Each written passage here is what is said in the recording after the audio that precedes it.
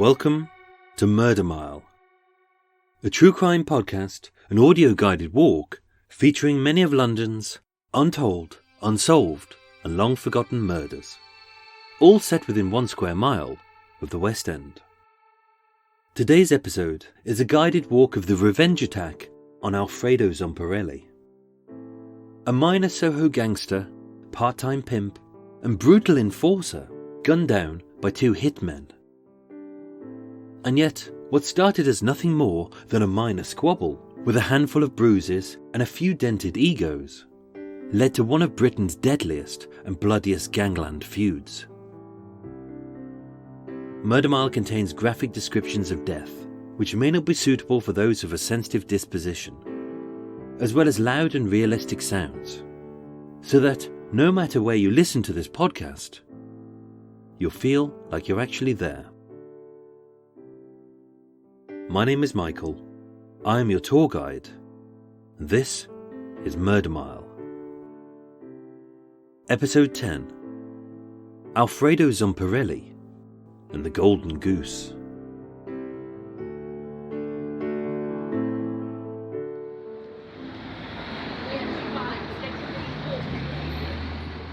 Today, I'm back on Old Compton Street, a place that some keen-eared listeners of the Murder Mile True Crime podcast have already started to dub the epicenter of death. As standing right here, on this ridiculously tiny street, I'm surrounded by murder. To my right is the bloody deathbed of Soho prostitute Dutch Leia, and the tragic bombing of the Admiral Duncan. To my left is where the curiosity shop killer Edwin Bush was captured. And ahead is the gutter where the last pint of blood of the notoriously cruel gangster Tony Mellor spilled down the drain from his infamously empty heart. As well as the curious death of Charles Bellata, the baffling death of Boleslaw Pankorski, the corner where mafia frontman Albert Dimes had a knife fight with criminal kingpin Jack Spot, which left Frith Street dripping with blood, and the pub where Britain's most infamous serial killer, Dennis Nielsen, wined and dined many a young man before using their torsos as underfloor insulation. All of which are gory stories that we shall be digging deep into later in the series. Halfway down Old Compton Street, nestled between a posh winery, a Ponzi baker's, a plethora of overpriced coffee shops, and an exclusive S&M boutique for Soho's more discerning sexual perverts, sits 36 to 38 Old Compton Street.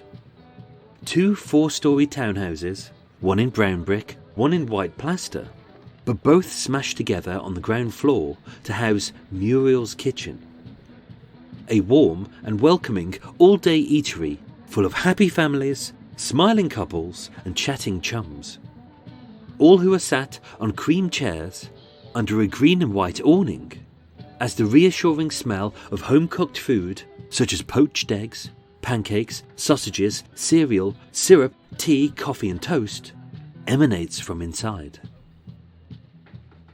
But back in 1974, this was a gravely grim, sinisterly seedy and rather run-down amusement arcade known as the Golden Goose, where instead of just losing a few pounds in a pinball machine, a notorious Soho enforcer would lose a lung, his spine, his brain, and his life.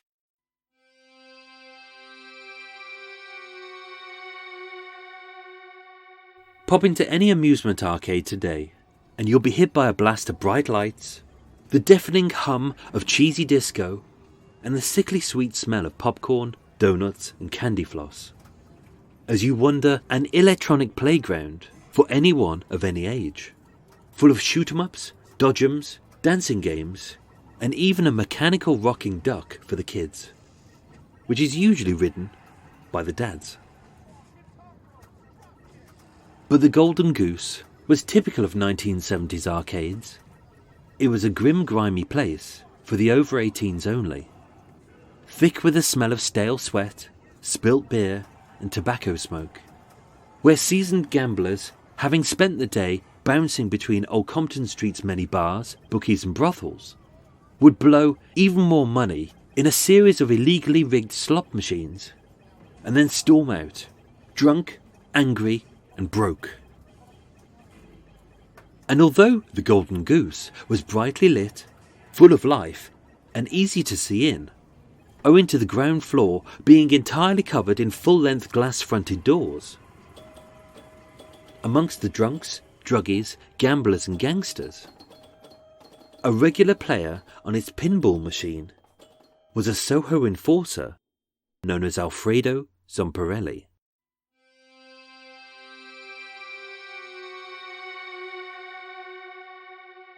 "36-year-old Alfredo Zomporelli, who was unimaginatively nicknamed Italian Tony, having been born in Italy, was a 5'8", stockily built tough guy with thick brown hair, a tight curved moustache, a large bulbous nose and mean scowling eyes, all sat on top of a furrowed brow. And although he always wore a suit, he never wore it well, as his crumpled shirt, crooked tie and scuffed shoes were the clothes of a moody, brooding, short-tempered man who spoke with his fists. Although Zomparelli dabbled in drugs, sex and second-hand cars, he had no brain for business, no natural flair for negotiation, and being married to a stripper called Rosanna, who had expensive tastes, Zomparelli was best suited to being a bully boy and a hired goon. Although tough, his position in the Soho criminal underworld was as a seemingly meaningless pawn who did his master's dirty work. So why would anyone put out a contract hit on Alfredo Zomporelli? Well, that's where our story begins, 4 years earlier. Tuesday the 5th of May 1970. Two men are sat in a pub at the Angel in Islington, 2 miles northeast of Soho, supping pints and having a bit of banter.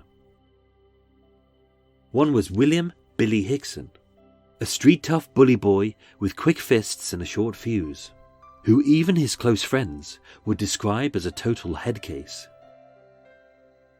And the other was David Knight, the youngest brother of infamous London gangster Ronnie Knight. Born in the old Victorian slums in Hoxton, one of East London's roughest and most impoverished areas, Ronnie Knight was one of 5 children, Ronnie, Johnny, Jimmy, David and their sister Patsy, who were raised during the horror of the wartime Blitz, the poverty of post-war, and eventually Ronnie turned to petty crime to survive, having been toughened up for a hard life ahead by his father. Years later, Knight recalled, "My father made us fight.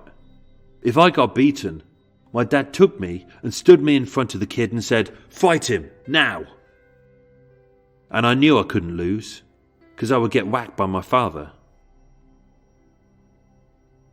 Beginning his criminal career by handling stolen goods, Ronnie Knight soon progressed up the East End and West End food chain, buying up pool halls, managing nightclubs, organising armed robberies, running extortion rackets, and investing in the sordid world of prostitution and pornography, what he liked to refer to as dirties. By 1970, Ronnie Knight was a big-time player who loved the high life of champagne, caviar, Rolls Royces, and even marrying the star of the Carry On films, Barbara Windsor. But with fame came danger. And as the jealous rivals of Ronnie Knight knew, if he couldn't get to Ronnie, you could always get to his younger brother, David. So as David Knight and Billy Hickson sat in the pub, swigging back a few sherbets, a local hoodlum named Jimmy Isaacs stood over them both. His half-drunken eyes wild, his angry nostrils flared, his lips spitting venom, and prodded an accusatory finger into the chest of David Knight, shouting, "Your brother Johnny took a liberty with me the other day." What this liberty was, nobody actually knows. But being a small yet savvy man, and sensing Isaac's anger rising, David politely pacified him by saying, "If John's done you any wrong, then you go and sort it out with him. It's nothing to do with me." Before he could finish his sentence, the enraged Isaacs readied himself to swing a punch at David. But being half drunk, and mostly hopeless as a fighter, Billy Hickson, the head case with fast fists, rough knuckles, and the ready reflexes to prove it, whacked Isaacs square in the nose with a swift right hook, breaking the bridge and spraying blood across his boots, leaving a bloody imprint on the tiled floor of where he once stood. Needing backup, as the barroom brawl ensued, Isaacs ushered forward 4 burly buddies to bash the living hell out of David and Billy, with whatever came to hand, including bottles, ashtrays, tables and chairs. And although they both gave as good as they got, the bar was in tatters, and David was a bloody mess. Of those 4 men who aided Isaacs, one was a Soho club owner named Billy Stanton, and the other was Stanton's barman, bouncer and enforcer, Alfredo Zomporelli. And that is how it all began. A petty spat over a bruised ego which ended in a pointless pub brawl. Obviously, Ronnie Knight didn't take the news lightly, not just because his little brother, who he'd always protected, had been badly bashed up.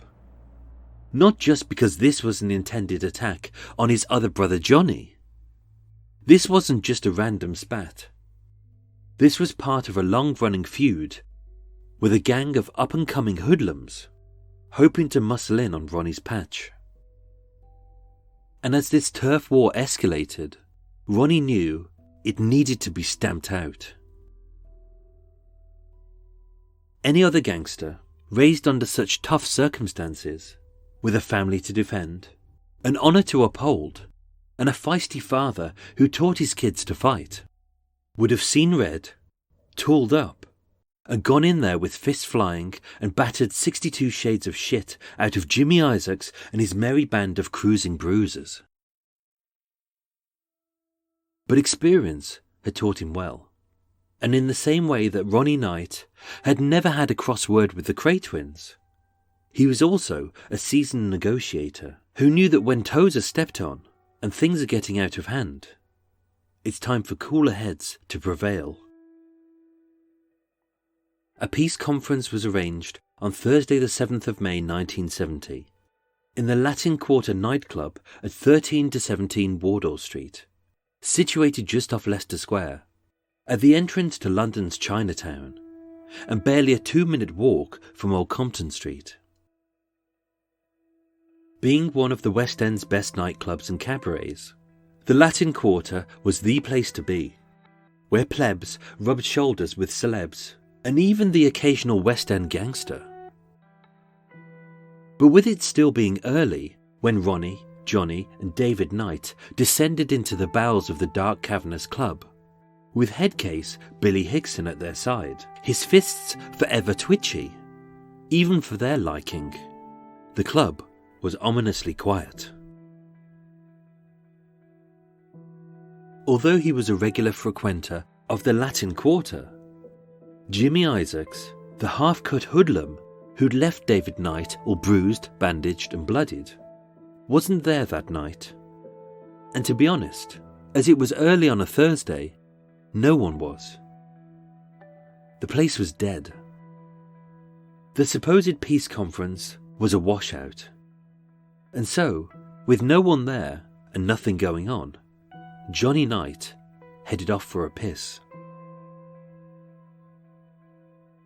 The second he was out of sight, Billy Stanton, the owner of the Latin Quarter and one of the 4 men who'd given David a damn good kicking, sauntered onto the dance floor, instantly eyeballing Ronnie and his rather battered brother David. The mood was tense as the rivals stood inches apart. The room was silent, and all that could be heard was their breath.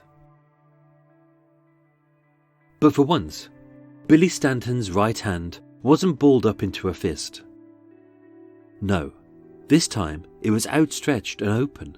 The hand of friendship and forgiveness was extended to Ronnie, an apologetic grimace on his face, and the look of a man who knew that things had gotten out of hand.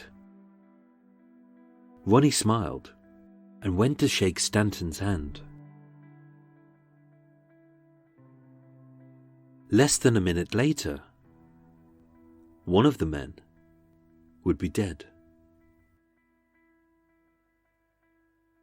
Hickson, who had been with David when the boys attacked, having splattered Isaac's nose, and now sporting his own injuries, having been scarred across the face and chest with a broken beer bottle, Billy Hickson wasn't here for peace.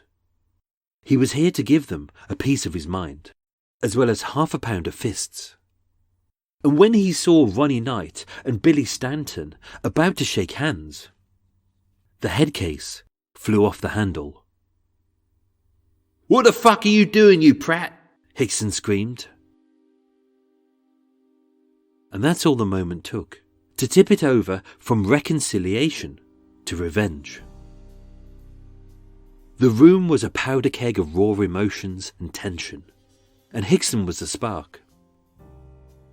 Suddenly, everyone's backs were up, fists were clenched, eyes were wide, and as Hickson stood nose to nose with Stanton, from the darkness of the bar, the cabaret's burly bouncer, Alfredo Zomporelli, stepped in.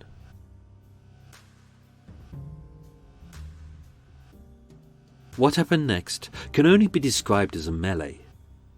Tables were tipped over, chairs were flying, bottles were smashed, fists were flying and faces were pummeled. As years of frustrated hatred was unleashed by both sides, who settled old scores with their knuckles. It was then, in the midst of the dark-lit carnage in the cabaret bar, that the fiery-tempered tough guy, Alfredo Zomporelli, quickly slipped into the nearby kitchen, pulled open a drawer, and dived back out into the frenzy of fists and flying boots, having tooled himself up with a 12-inch carving knife.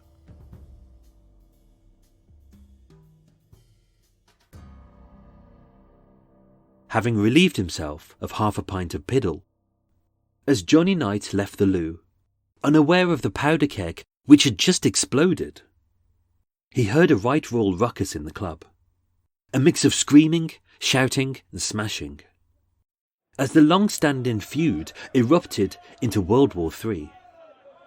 As he ran along the corridor, he saw Ronnie Knight, illuminated by a spotlight, wielding the full length of a metal bar stool, like a lion tamer would to keep a ferocious lion at arm's length. As Zomparelli, at the end of the bar stool, stood, his eyes wild, his breathing deep, and in his hand he clutched a blood-stained knife. But the blood wasn't Ronnie's. As Johnny stopped on the stairs, his brain racing to catch up to the horror that had taken place, he saw, staggering towards him, with ghostly white skin and drenched in blood, was his younger brother David. David collapsed at the foot of the stairs, having been stabbed twice in the back, with the full force of the 12-inch blade driving so deep into his body that it broke 5 ribs, severed a lung, and the thick steel blade impaled his heart. David stood no chance, and as he lay there, lying in an ever-increasing circle of blood, as it spurted from the half-hidden but gaping hole in his chest. As Ronnie cradled his brother's head in his arms, not realizing how dire the situation was, Ronnie said, "Come on, Dave, get it together, mate." A few moments later, David Knight died.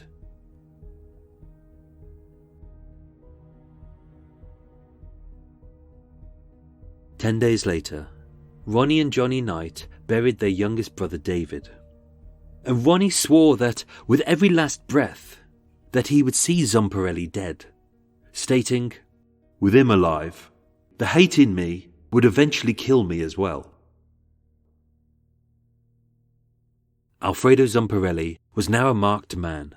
Not only was he wanted by the police for the murder of David Knight, but also by every gangster with a name to make and a score to settle. So, having dumped his bloody clothes in a locker in Leicester Square, Zomparelli boarded the night ferry to Dover and dashed back to his native Italy. But with his face plastered across every newspaper in every country across Europe, and fearing that Knight's cronies would find him sooner or later, Zomparelli handed himself in to the police at Heathrow Airport just 3 weeks later. And in November 1970, under armed protection, he stood trial at the Old Bailey for the murder of David Knight.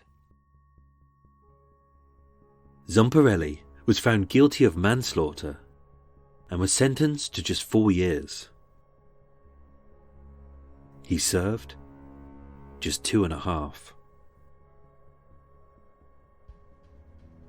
Ronnie Knight later stated, "It made my day when I heard he only got a small sentence, 'cause I was gunning for him." And with Zomparelli released from prison, that would make him an easy hit. But did Alfredo Zomporelli go into hiding? Did he move away? Did he change his name? Did he adopt any kind of disguise at all to ensure that no one would ever find him? No.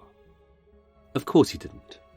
Like an arrogant idiot with balls bigger than his brain, he set himself up as a dodgy travel agent on Frith Street, a side street just off Old Compton Street, which was smack bang in the middle of Soho, where he would often be seen drinking in bars, walking the street, or frittering away his ill-gotten gains on a pinball machine in an amusement arcade called the Golden Goose.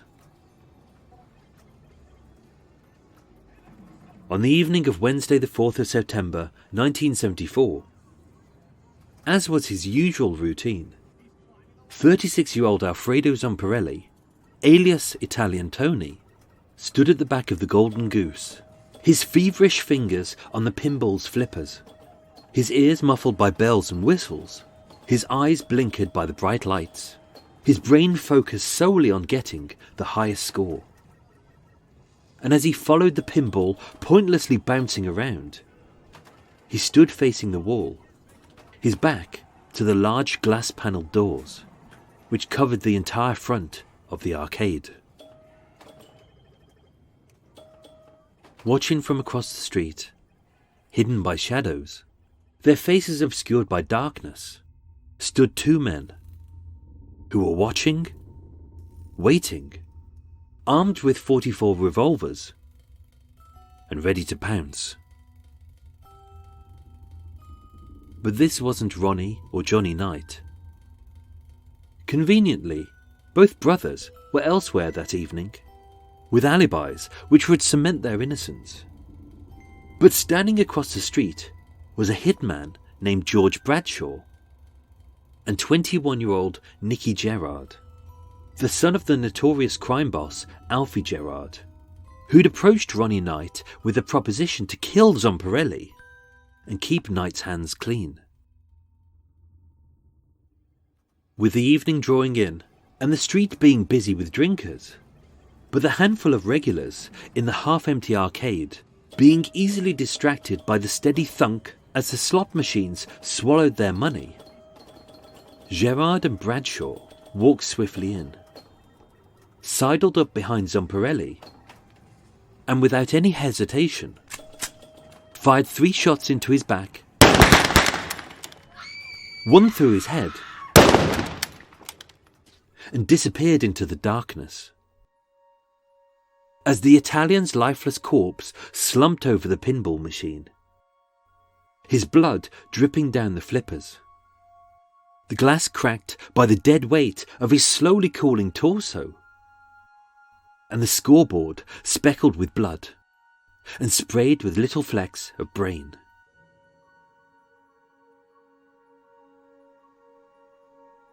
Ronnie Knight denied ordering the hit on Alfredo Zomporelli, the man who had killed his baby brother, instead admitting, "The next thing I know, Gerard comes up. He says he's done it. I give him £1,000. I said, go, have a drink on me. It wasn't pre-arranged. It wasn't nothing. My satisfaction was to do it myself. And I was looking for him everywhere. I wanted him, but someone beat me to it." After a 3-day murder trial at the Old Bailey, which began on the 10th of November 1980, in which George Bradshaw, one of those 2 hitmen who had confessed to killing Alfredo Zomporelli, had turned to Queen's evidence and had implicated Nicky Gerard as his co-murderer and accused Ronnie Knight of ordering and funding the hit on Zomparelli, George Bradshaw was found guilty of murder and was sentenced to life in prison.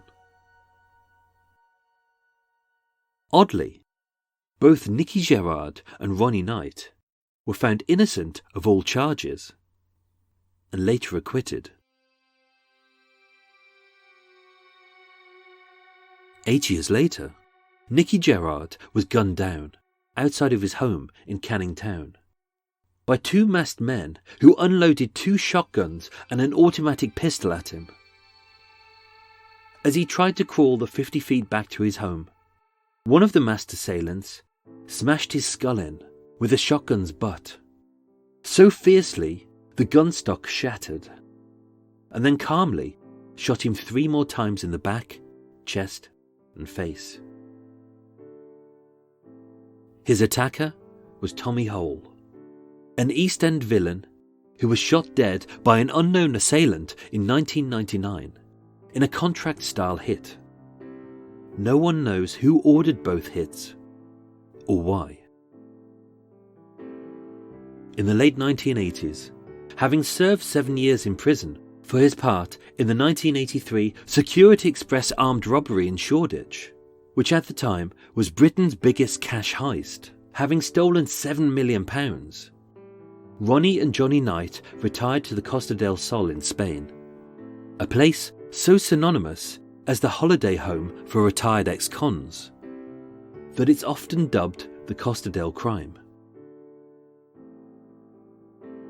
In 2002, Ronnie Knight released his autobiography, in which he confessed to organising the hit on Alfredo Zomporelli, a crime he was found innocent of 20 years earlier. And although this confession caused the British government to rethink its double jeopardy laws, in which a person can't be tried for the same crime twice, even though he'd admitted his guilt, Ronnie Knight was legally innocent of the crime. And as of today, aged 81, he remains in Spain, where the infamous East End gangster and self-confessed murderer is currently enjoying his freedom.